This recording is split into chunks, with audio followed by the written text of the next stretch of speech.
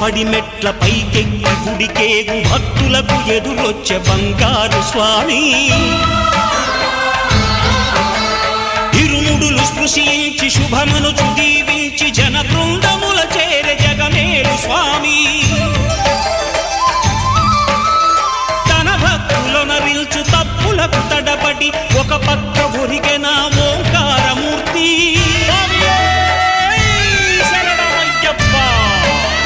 స్వాములందరూ తనకు సాయము కాగా ధీమంతుడై లేచే ఆ కన్య స్వామి